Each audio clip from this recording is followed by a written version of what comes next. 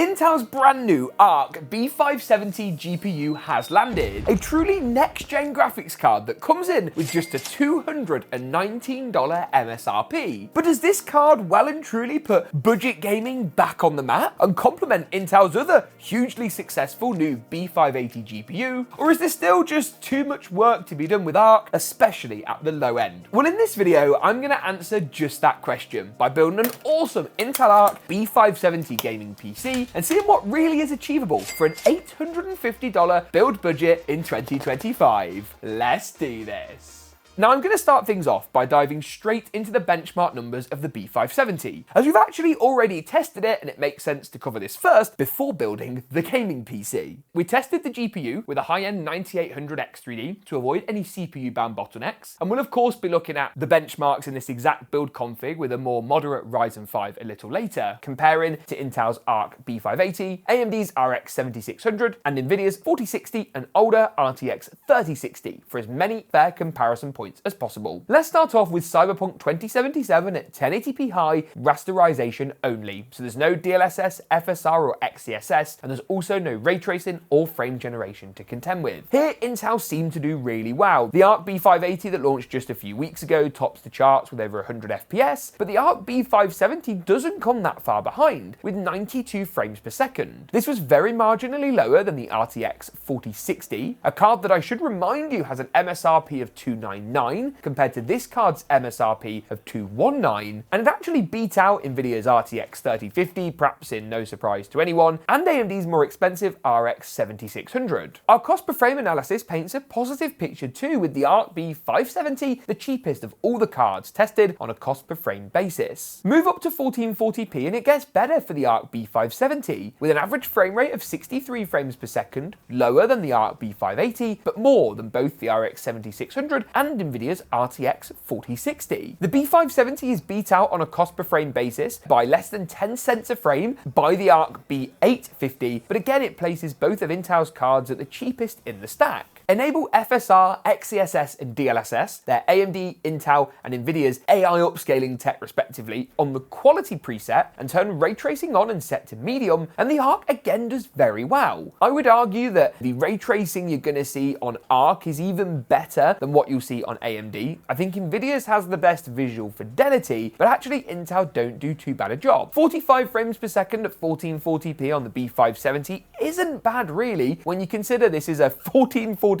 test in Cyberpunk, and while the lack of any frame gen arguably puts our NVIDIA data at a bit of a disadvantage here, we wanted to try and give a unified set of results across the board. Obviously enabling frame gen here would benefit NVIDIA perhaps more than the others, so worth bearing in mind. Apex Legends at 1440p high, and it was a slightly more mixed bag, the ARC B570 pulling in 144 FPS, lower than the 4060, a good chunk lower than the 7600, and a lot lower than the ARC B580. For the price though, it's still by far and away the best value GPU on this list, and to be pulling in 144 frames at 1440p high from a card that retails for just $219 is frankly ludicrous. Moving through into Hogwarts Legacy at 1440p high, and the B570 again puts in a respectable set of results, 61 frames per second, it's lower than the 4060, B580 and 7600, but again, for the price, it's certainly respectable. While moving through into Fortnite at 1080p competitive settings, again with rasterization only, and NVIDIA here pull a lead against both AMD and Intel in our tests with their 4060. Again, worth noting, it's a card that retails for $70 more at MSRP than the B570, and when you chuck the cost per frame analysis into the equation, the 4060 does win out, but the B570 isn't too far behind. Move through into Alan Wake 2 next, and you see AMD and NVIDIA do sizably better than their Intel competition. This is an example of where Intel is just not that well optimized across the board, and not as reliable arguably when it comes to performance. 49 FPS at 1080p high was a little disappointing, to be honest, when compared to the 61 and 73 on NVIDIA and AMD's competitive cards respectively, while Call of Duty's Black Ops 6 at 1080p high also sees the Intel cards struggle relative to their AMD and NVIDIA competition. Equate this through into cost per frame in Black Ops 6 at 1080p high, and AMD and NVIDIA both win out with their 7600 and 4060. While Hogwarts Legacy is not too dissimilar, again, NVIDIA and AMD pull a pretty decent lead when it comes to frame rate at rasterization. The ARC B570 at 78 FPS puts in a highly respectable result for this card's $219 MSRP, but still loses to its AMD and NVIDIA counterpart. The B570 is really solid, and in my opinion, a pretty remarkable GPU for just $219, if this MSRP is actually achievable in the real world. So with the numbers in the bag, let's look at the kind of build you're going to include this in, and some of the best parts to pair up with the ARC B570 in 2025 and beyond. Now, there's no better place really to start than with the CPU. This right here is the AMD Ryzen 5 7600 Non-X. It's AMD's last gen Ryzen CPU, and unlike the Ryzen 5 7500F, which you should also consider, by the way, it's a little easier to get hold of, and you can find it for competitive prices at Amazon, Newegg and other retailers, which I'll link down below. Now, it's a fairly modest chip with 6 cores, 12 threads and a decent boost clock speed of 5.1 GHz. It provides good single-threaded performance and okay multi-thread performance too. And as I summarised in our recent CPU buyers guide for 2025, it's a budget-oriented chip that hasn't got, well, many frills, but it does what we need, and does what we need really quite well, especially where gaming's concerned. Now, for the motherboard, I've gone arguably slightly high-end in this build with GIGABYTE's B650 Eagle AX. Now, you could drop down to the A620 chipset lineup, or even go for a cheaper still B650 board, like the ASRock B650 Pro MRS. That would actually match the ASRock Challenger cooler design that I've gone for on the ARC card today. The reason I haven't done that is because for an extra $30 or so, this is worth it. The power delivery is pretty good, the I/O's nice, and you get Wi-Fi. Something that via a USB dongle, which by the way is never as good, is going to cost you $20 or $30 anyway, so you might as well cut out the middleman and just go for a decent board from the off. All in all though, a really nice board, and one that I like really quite a lot. Now, as far as RAM and SSDs go, I've gone for Crucial's P3 Plus for the storage in this build. Very predictable. It's one of my favourite drives really. For budget builds, they're awesome, 1 TB. It is Gen 4, meaning you get good Gen 4 speeds.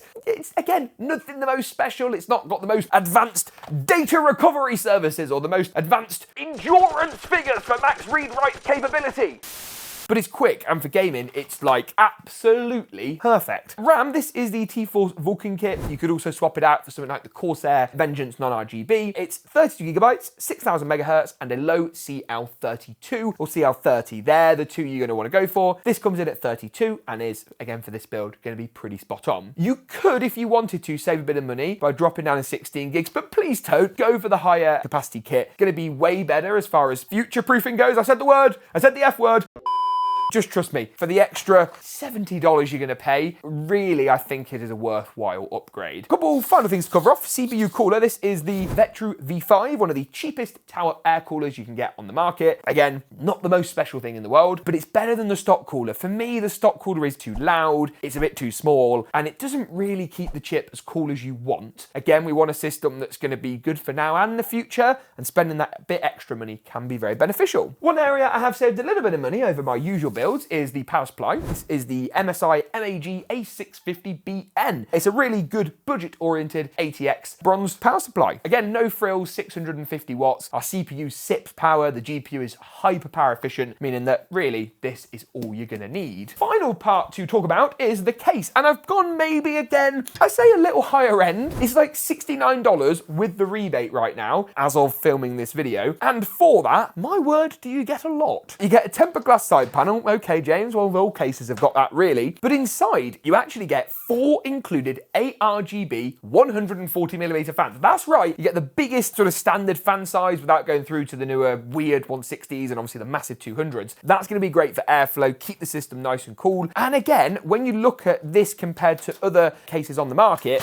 that is a real nice value add. And I'm a big fan, not sponsored, but a big fan of what Phanteks have done. The XT Pro Ultra, an awesome choice for this build. And with that, I think it's time to actually get this thing put together. But first, time for a shameless plug. We're actually planning to offer this system pre-built for any of our UK viewers over at geekapc.com. It's our new pre-built PC business. They've been flying off the shelves, so thank you all for the support. And you'll be able to choose from either the ARC B570 or the B580 if you do go and pick up this build, while stocks last, in the description. I'm going to start by installing as many components into the motherboard as possible. So of course, the motherboard, the memory, the SSD, the CPU, and why not, the CPU cooler too. I'm going to start things off by opening the CPU CPU up and installing this into the motherboard. Triangle on the CPU goes to the top left of the socket as indicated by the socket cover. RAM is next, second and fourth slots if you're counting from the CPU socket outwards. And I'm also going to pop the NVMe M.2 drive in to the top slot just under the CPU area with its own heatsink. This is actually a Gen 5 slot too, which is great for that all important future-proofing. I said the F word, I said it again. I've really got to be careful with my language here. Now that's all sorted, the cooler is the final bit of the assembly, and this should be, in theory, pretty easy. Now I think I've already used this in builds with AMD CPUs before, so the stock mounting hardware should actually be in the right places on the cooler. What's not going to be in the right place is the stock mounting hardware on the motherboard. That's these two black plastic brackets right here. To take your screwdriver,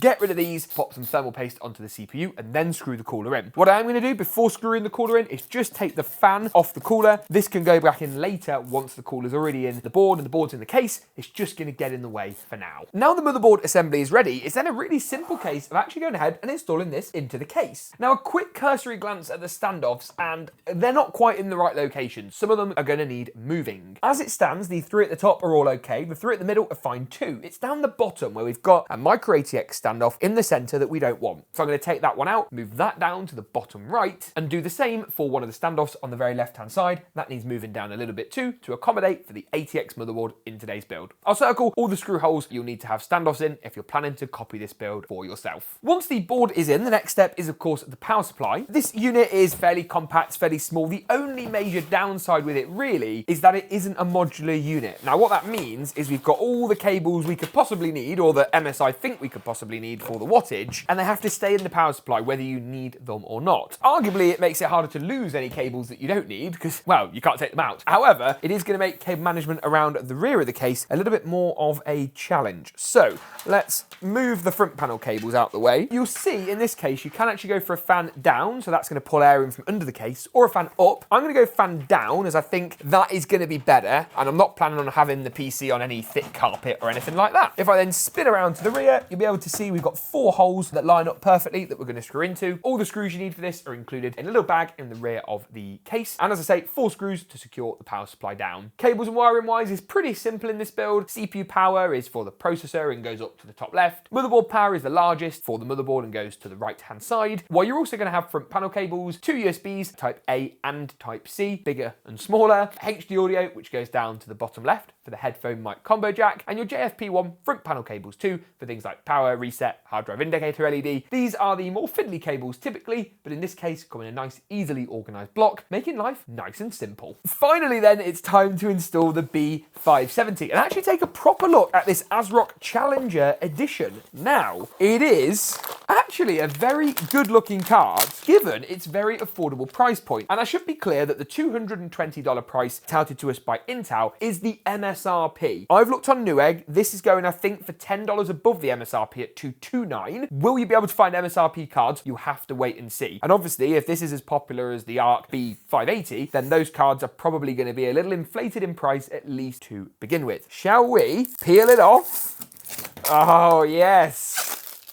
And take a look at what this card is all about. I actually really like the ASRock Challenger design. The limited edition design that we checked out for the other Intel ARC card is nice, but obviously this is a bit more representative of what you're actually going to buy, which is good. Now, in terms of installation, I'll be popping it into the top slot, which by the looks of things is, yes, the second and third PCI retention covers. So what you want to do is you want to go ahead and unscrew these. The thumb screws that are actually going to become loose, you want to keep hold of, as these will fasten the card back down. Again, I don't want to talk too much about the case and why I actually really like it, but it includes proper PCI lanes and they're really high quality. They don't bend easily. Honestly, some of the cases at this price point, you're just making so many sacrifices and it really isn't worth it. You can see here, PCI lane really, really rigid. You know, I'm really trying to bend that and it won't, that really requires some force. Whereas lots of other cheaper cases, it's just gonna snap, it's gonna bend so easily. It's a waste of time. Push the clip back on the retention slot, slide the GPU into place, get it all lined up nice and proper. There we go. And then secure it back down with the same screws. You can see here,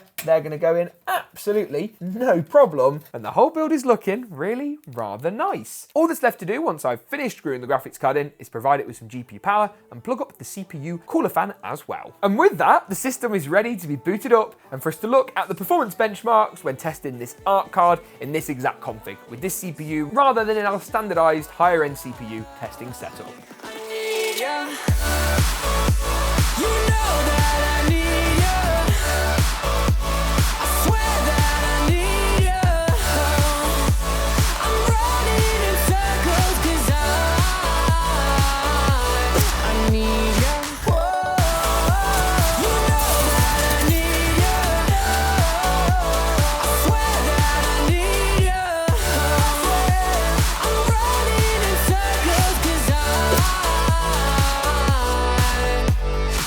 So then, not a bad looking build for what is, relatively speaking, not a huge amount of money. But how does this exact config perform? We looked at the benchmark numbers earlier with the high-end 9800X3D to give the 570 a fair shot against the competition, but what about this exact system? Let's take a look. Now I'm going to start off with Fortnite at 1080p competitive settings. It might sound a bit cliche, but this is a game lots of you guys looking at this card will be interested in. And with everything tuned down to low except the render distance, which was set to far, the frame rates were pretty fantastic, well over 200 frames per second on average, which is more than good enough when it comes to actually getting a competitive gaming experience, and provided really smooth gameplay on what is, let me remind you, again a $219 GPU. Move through into Apex Legends and frame rates again look really good. This time at 1080p high settings, we saw an average of 195 frames per second on the ARC B570. For me, this is another fantastic result and a massive tick when it comes to actually looking at how good the 570